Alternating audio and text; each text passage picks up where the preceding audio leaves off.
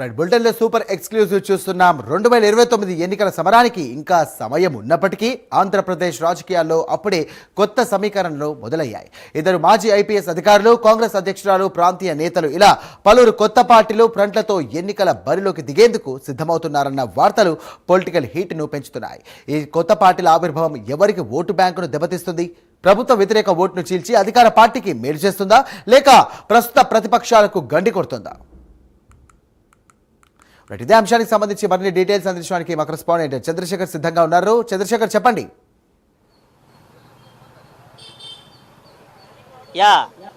Right Sairam, చూసుకుంటే 2029 సార్వత్రిక ఎన్నికలకు సంబంధించి బ్యూరోక్రాట్స్ ఎవరైతే ఉన్నారో వీళ్ళంతా కూడా రాజకీయాల్లో కొత్త వరవడి సృష్టించే దిశగా కూడా వస్తున్నటువంటి పరిస్థితి అయితే కనిపిస్తుందని చెప్పుకోవచ్చు. ముఖ్యంగా చూసుకుంటే గతంలోనే ఐఏఎస్లు, ఐపీఎస్లు కూడా పార్టీలు పెట్టడం లేదా ఇతర పార్టీల్లో కూడా వారు ఆ ఎన్నికల్లో పోటీ చేసినటువంటి పరిస్థితులు ఉన్నాయి. అయితే ప్రస్తుత రాష్ట్ర రాజకీయాలు చూసుకుంటే కూటమి పార్టీ అధికారంలో చాలా సుదీర్ఘమైనటువంటి పాలన అందిస్తున్నటువంటి నేపథ్యంలో మరోవైపు చూసుకుంటే ఐఏఎస్లు కావచ్చు, ఐపీఎస్లు కావచ్చు, వీరైతే కొత్త పార్టీలు పెడుతున్నటువంటి పరిస్థితి అయితే ఉంది. ముఖ్యంగా చూసుకుంటే ఏబి వెంకటేశ్వరరావు ఎవరైతే ఆ మాజీ అధికారి ఎవరైతే ఉన్నారో, మాజీ ఐపీఎస్ అధికారి, ఈయన కూడా ఒక పార్టీ పెట్టే యోచనలో ఉన్నట్లుగా ఒక రకమైనటువంటి సమాచారం అయితే వస్తుంది. అలాగే చూసుకుంటే మరో ఐపీఎస్ అధికారి సునీల్ కుమార్, ఈయన కూడా ఏదో ఒక పార్టీలోకి వచ్చి రాజకీయ రంగప్రవేశం చేసే అవకాశం ఉన్నట్లు కూడా తెలుస్తుంది. మరోవైపు చూసుకుంటే రాష్ట్రంలో ఇప్పటికే ఏదైతే తెలంగాణ వైఎస్ఆర్ కాంగ్రెస్ పార్టీ సంబంధించినటువంటి కొంతమంది అందులో కూడా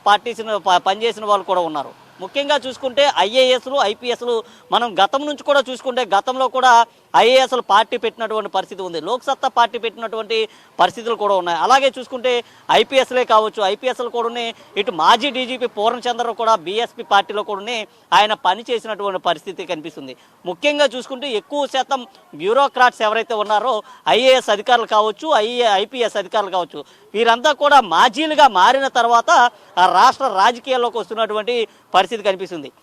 ఇది ఒక ఆంధ్రప్రదేశ్, తెలంగాణ కాదు, అటు తమిళనాడు చూసుకోవచ్చు, కేరళ చూసుకోవచ్చు, కర్ణాటక చూసుకోవచ్చు, ఇలా ఏ ప్రాంతంలో చూసుకున్నా ఐఏఎస్లు, ఐపీఎస్లు ఎక్కువ చేస్తాం రాజకీయాలకు వస్తున్నటువంటి పరిస్థితి కనిపిస్తుంది. ఈ నేపథ్యంలోనే ఏపీలో చూసుకుంటే 2029 సంబంధించి పెద్ద ఎత్తున కూడా కొత్త పార్టీలన్నీ కూడా ఆవిర్భవించేటటువంటి పరిస్థితి అయితే కనిపిస్తుంది. ఒకవైపు చూసుకుంటే ఏబి వెంకటేశ్వరరావుకు సంబంధించినటువంటి పార్టీ ఆవిర్భావం కానుండగా, మరోవైపు చూసుకుంటే ఇటు వైఎస్ షర్మిల కూడా కాంగ్రెస్ పార్టీకి రామ్ చెప్పి త్వరలోనే ఏదైతే అక్కడ రాయలసీమ రాష్ట్ర సమితి అనేటటువంటి మరో పార్టీ పెట్టేందుకు సన్నాహాలు చేస్తున్నట్టుగా ఒక రకమైనటువంటి ఊహాగానాలు కూడా ప్రస్తుతం అయితే హల్చల్ చేస్తున్నటువంటి పరిస్థితి కనిపిస్తుంది. మరోవైపు చూసుకుంటే ఏదైతే వైఎస్ఆర్ కాంగ్రెస్ పార్టీకి సంబంధించినటువంటి ఎమ్మెల్సీ ఎవరైతే ఉన్నారో, వైఎస్ఆర్ కాంగ్రెస్ పార్టీ నుంచి బయటకు వచ్చినటువంటి ఎమ్మెల్సీ దువ్వాడ శ్రీనివాసరావు కూడా ఫ్రంట్ పార్టీ పెట్టే అవకాశం ఉన్నట్లుగా తెలుస్తుంది. వీరంతా కూడా కొత్తగా రాజకీయ పార్టీలు పెట్టి ఆ రాష్ట్రంలో రాజకీయాన్ని రత్తి కట్టించే విధంగా కూడా మారేటటువంటి అవకాశం అయితే కనిపిస్తుంది. ఎక్కువగా చూసుకుంటే రాష్ట్రంలో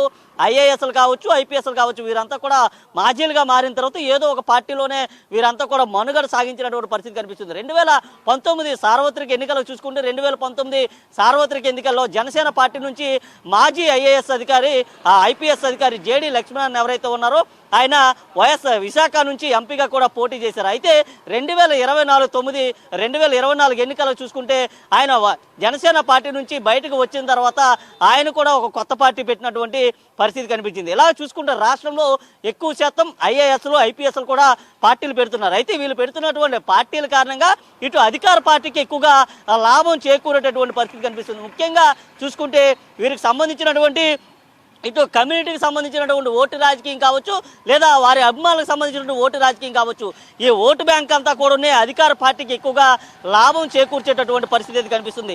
ముఖ్యంగా చూసుకుంటే రాష్ట్రంలో బ్యూరోక్రాట్స్ ఎవరైతే ఉన్నారో వీరంతా కూడా వారి ఉద్యోగాలు విరామణ తర్వాత కొద్దిసేపు వారి కుటుంబ సభ్యులతో గడిపి కొంతకాలం తర్వాత మళ్ళా రాజకీయాల్లోకి ఎంట్రీ ఇస్తున్నటువంటి పరిస్థితి కనిపిస్తుంది. ఒక్కొక్కరుగా కూడా చూసుకోవచ్చు. ఏదైతే అక్కడ నుంచి జయప్రకాశ్ నారాయణ నుంచి చూసుకుంటే ఇప్పటి వరకు ఉన్నటువంటి ఈ సునీల్ కుమార్, మధ్యలోనే మరో ఐపీఎస్ అధికారి, ఇలా ప్రతి ఒక్కరు కూడా రాజకీయాల్లో ఎంట్రీ ఇస్తున్నటువంటి పరిస్థితి కనిపిస్తుంది.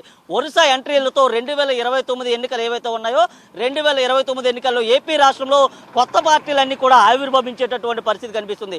తద్వారా దీనికి సంబంధించినటువంటి ఓటు బ్యాంక్ ఏదైతే ఉందో ఈ ఓటు బ్యాంక్ కూడా పూర్తిగా కూడా చీలిపోయేటటువంటి అవకాశం అయితే కనిపిస్తుంది. ముఖ్యంగా చూసుకుంటే ఏదైతే వైఎస్ షర్మిల పార్టీ పెట్టిన తర్వాత ఆ పార్టీ నుంచి కాంగ్రెస్ పార్టీలో ఆ పార్టీని కూడా పూర్తిగా విలీనం చేసి ప్రస్తుతం అయితే ఆంధ్రప్రదేశ్ సంబంధించినటువంటి ఆ పీసీసీ అధ్యక్షురాలుగా కూడా కూడా కొనసాగుతుంది. మరోవైపు చూసుకుంటే ఆమె మరో పార్టీ పెడుతుందంటూ కూడా పెద్ద ఎత్తున కూడా ఊహాజనికాలు అయితే వస్తున్నటువంటి పరిస్థితి కనిపిస్తుంది. ఇలా చెప్పుకుంటూ పోతే రాష్ట్రంలో పెద్ద ఎత్తున కూడా రాజకీయ పార్టీలు ఆవిర్భవించేటటువంటి అవకాశం అయితే కనిపిస్తుంది. ముఖ్యంగా ఐఏఎస్లు కావచ్చు, ఐపీఎస్లు కావచ్చు, వీరందరికీ ఉన్నటువంటి నాలెడ్జ్ ఏదైతే ఉందో, వీరి యొక్క జ్ఞాన పరిజ్ఞానంతో రాజకీయాల్లోకి ఎంట్రీ ఇస్తున్నారు. రాజకీయాల ద్వారా ప్రజలకి సేవ చేయాలనేటువంటి ఒక దృక్పథంతో కూడా వీళ్ళంతా రాజకీయంలోకి ఎంట్రీ చేస్తున్నటువంటి పరిస్థితి కనిపిస్తుంది. అయితే ఇప్పటివరకు కూడా పార్టీలు పెట్టినటువంటి వారు ఎవరు కూడా గెలవలేనటువంటి పరిస్థితి ఉంది.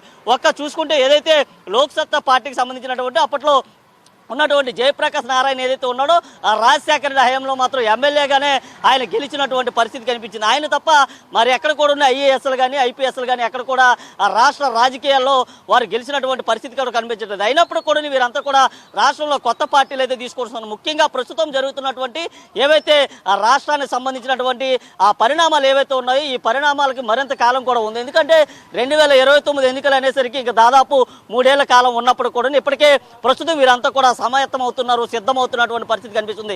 ఇప్పటికే బీసీవై పార్టీ కూడా రాష్ట్రంలో అన్ని చోట్ల కూడా ఎక్కడికక్కడ అభ్యర్థులు పెట్టేటటువంటి పనిలో కూడా నిమగ్నమైనటువంటి పరిస్థితి కనిపిస్తుంది. మరోవైపు చూసుకుంటే వైఎస్ఆర్ కాంగ్రెస్ పార్టీ కూడా తమ అభ్యర్థులను మార్చి ఏదైతే 2029 సంబంధించినటువంటి సార్వత్రిక ఎన్నికల్లో పోటీ చేసేందుకు ముందు వెళ్లేందుకు కూడా పావులు కదుపుతున్నటువంటి పరిస్థితి కనిపిస్తుంది. మరోవైపు చూసుకుంటే ఇటు కూటమి పార్టీకి సంబంధించినటువంటి అభ్యర్థులందరూ కూడా కొత్త అభ్యర్థులను పెట్టేందుకు కూడా కొన్ని సన్నాహకాలు జరుగుతున్నాయి. అయితే మరో 3 ఏళ్ల కాలం ఉన్నప్పటికీ ఇప్పటికే ఐఏఎస్లు ఐపీఎస్లు వీరు ఎవరైతే ఉన్నారో, ఏదైతే ఆ మాజీ ఐఏఎస్లు కావచ్చు, మాజీ ఐపీఎస్లు కావచ్చు, ఇప్పటికే కొత్త పార్టీలు పెట్టే యోచనలో ఉన్నట్లు కూడా తెలుస్తుంది. అలాగే చూసుకుంటే దువ్వాడ శ్రీనివాస్ కావచ్చు, ఇటు దువ్వాడ శ్రీనివాస్ కూడా మరో పార్టీ పెడతానంటూ కూడా ఇటీవల కాలంలో ఒక ప్రాంతంలో మాట్లాడినట్టు కూడా ఒక రకమైనటువంటి సమాచారం అవుతుంది.